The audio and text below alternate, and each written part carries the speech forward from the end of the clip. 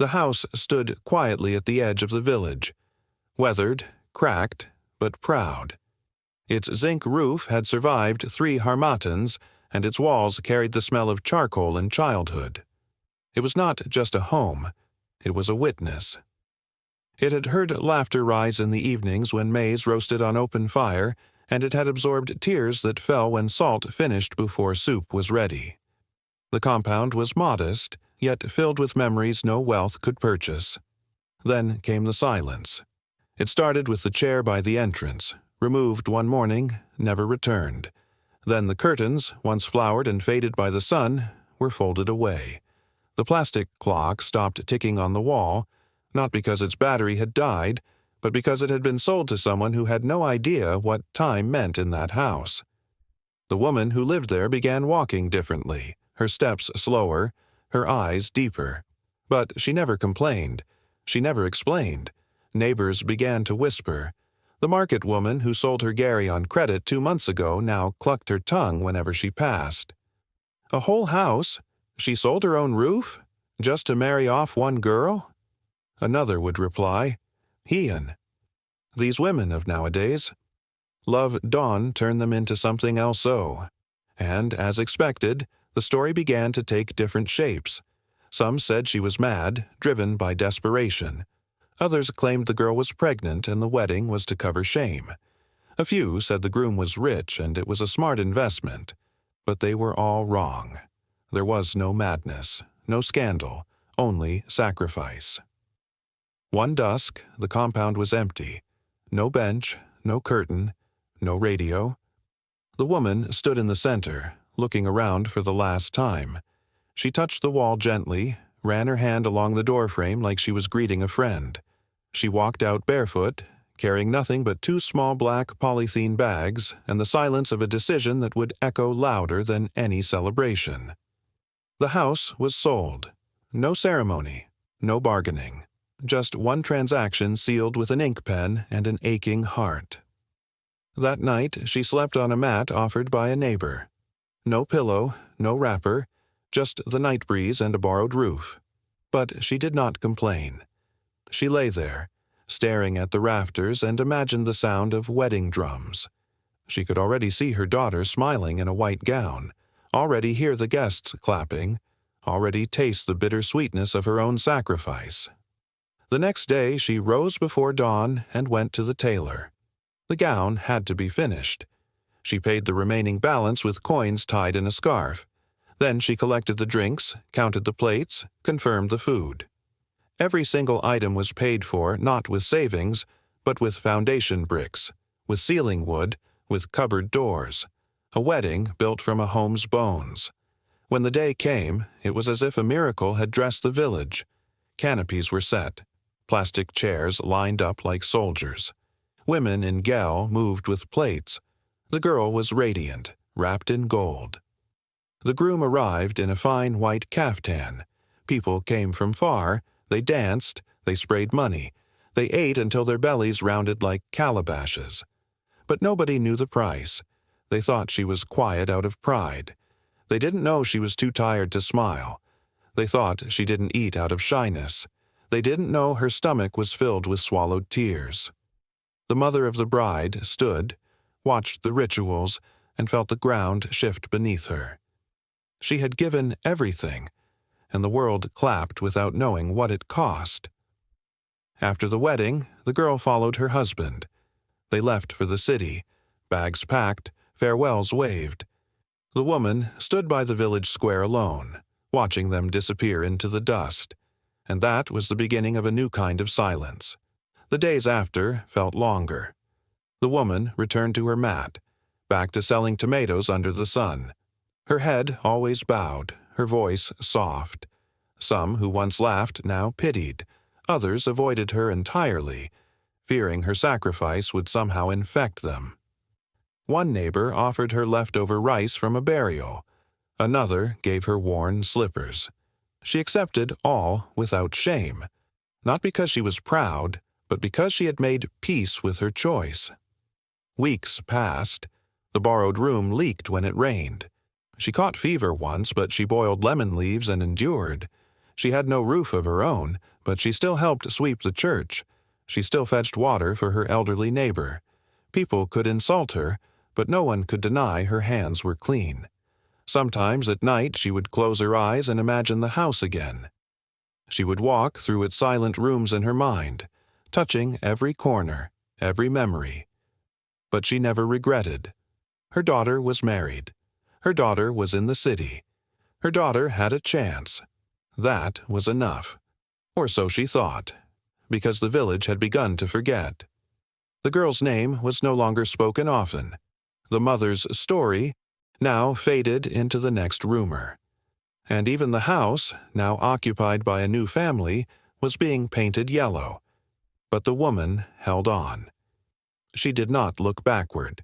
She only looked to the horizon, because in her heart she believed. Even the sky remembers the tree that reaches for it. And one day that seed of sacrifice would bloom, somewhere beyond the eyes of those who laughed. The city did not embrace her the way the village had hoped. Its arms were cold, its breath heavy with noise, metal, and motion. She arrived with dreams in her suitcase and blessings in her ears, but the road from the motor park to her husband's room was enough to silence all those blessings. The air smelled like fumes, not yam. The buildings stared without blinking, and the people moved too fast to notice a new bride with village softness in her steps.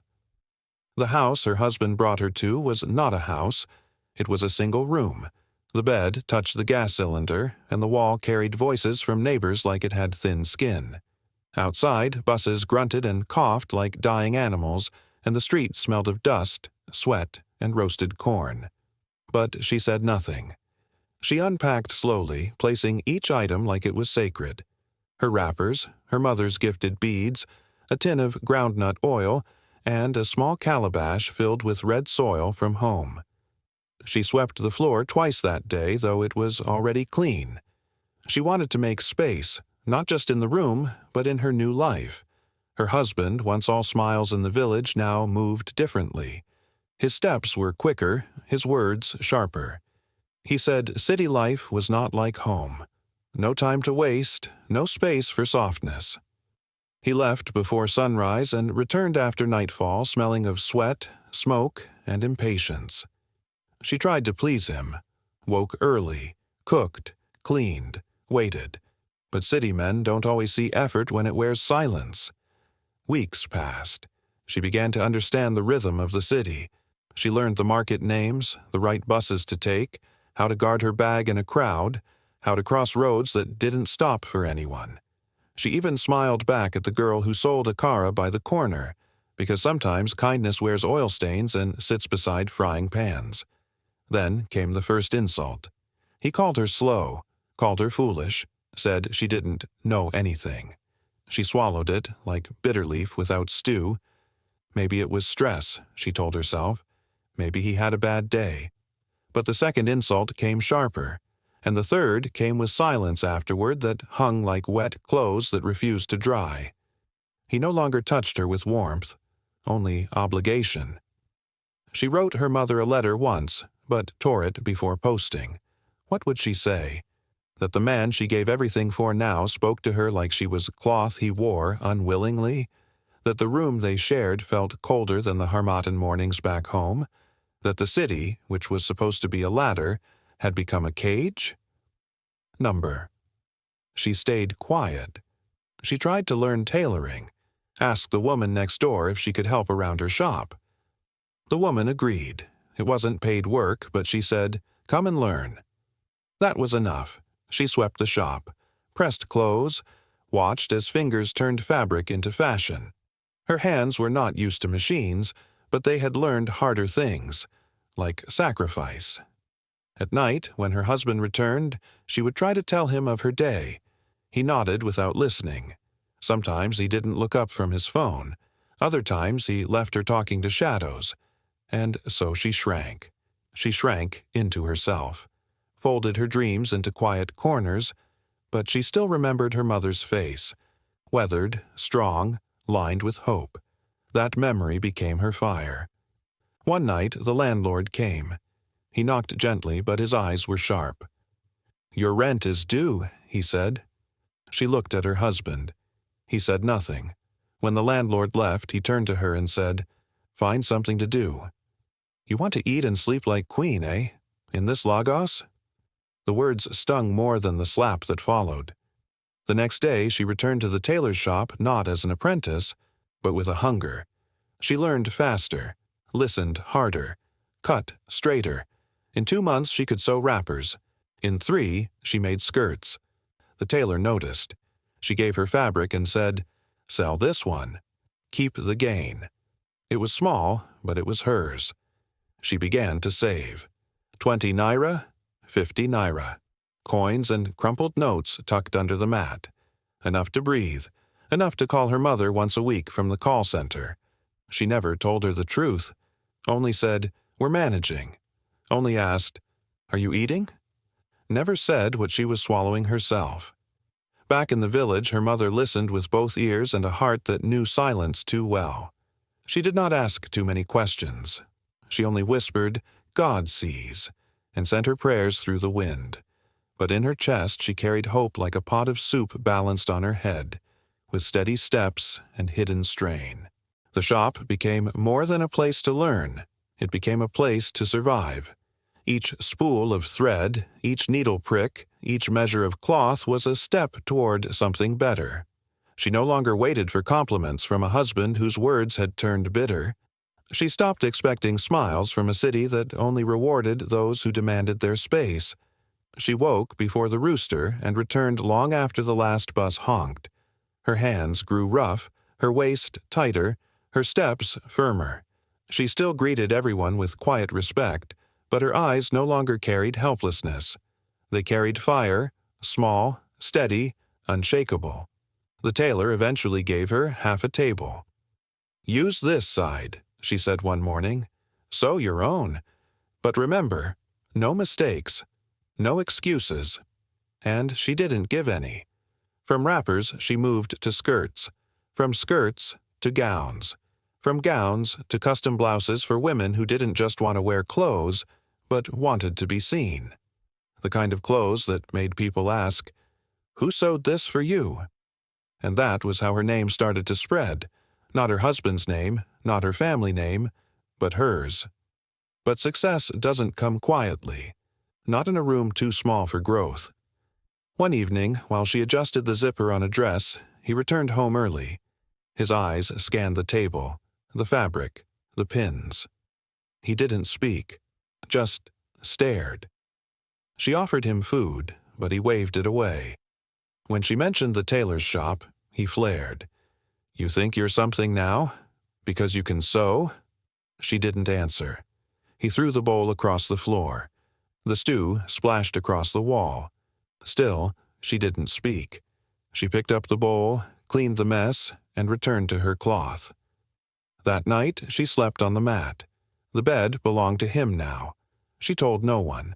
But the tailor noticed her bruised elbow the next day, said nothing, only gave her extra fabric and said, "Use this one. Make something good. And charge well." And so she did. 3 months later, she got her own clients. 6 months, and she had her own corner stall by the junction. Tin roof, 1 plastic chair, 1 mirror, 1 sewing machine. It wasn't much, but it was hers. The sign above the stall said nothing fancy. Just tailoring services, inside, ask for madam. People asked. They brought wrappers, birthdays, wedding dates, and slowly coins became notes, and notes became stacks. She saved, she planned, she didn't buy shoes or phones. She bought fabric in bulk, bought another chair, bought another needle. She stitched her dream 1 hem at a time. Back in the village, her mother still woke early, still fetched water from the broken tap, still picked okra from the corner of someone else's farm. But she heard the stories. "She dey Lagos now, eh? Dem say she get shop. Dem say she sew for that commissioner's daughter." The old woman would smile. Not wide, just enough. She would carry her basin like before. Still silent, still humble. But her back stood straighter these days. The sun still burned, But the shame no longer stuck to her skin. People who once avoided her now nodded. Some even greeted first. But then came the rain. Not the sky rain, but the kind that fell from nowhere, without warning. Her health began to decline. First a fever, then weakness, then cough. She ignored it at first, boiled lemon, drank palm kernel oil, prayed. But the sickness clung like wet cloth. Days passed and she barely ate. She stopped going to market. Her body became a shell. Her voice, just a whisper. Someone from the village managed to get a call through to the daughter in the city. She dropped everything. The next morning, she arrived at the village in a hired car, no longer wearing borrowed wrappers but still walking with quiet dignity. She didn't cry when she saw her mother curled on the mat. She just knelt and placed her head beside the older woman's chest. Stayed there, breathing quietly. Then she rose. In less than an hour, she hired 2 boys to carry her mother into the car. She paid the driver double. She packed what little was needed. They left without ceremony. No farewell, no explanation. Just a daughter carrying the weight that once carried her.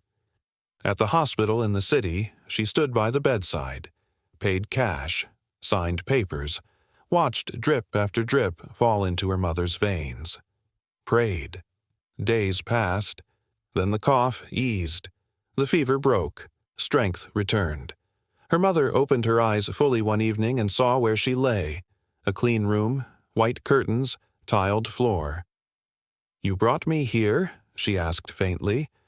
The daughter only nodded and said, "Yes." Later that night, the old woman asked, "How?" And her daughter smiled. "I used the same hands you once used to carry me." She stood in front of the building as if seeing a dream she didn't know had been waiting for her. It rose tall, not like a palace, but with confidence. The walls were freshly painted cream. The railings gleamed silver.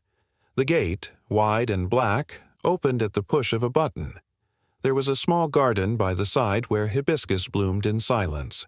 She held her wrapper tighter across her chest. Her legs trembled, not from fear, but from the quiet power of seeing with her own eyes what only faith had once carried. The driver stepped out and opened the door gently. She didn't rush out. Her feet touched the tiled entrance like she was stepping into sacred ground.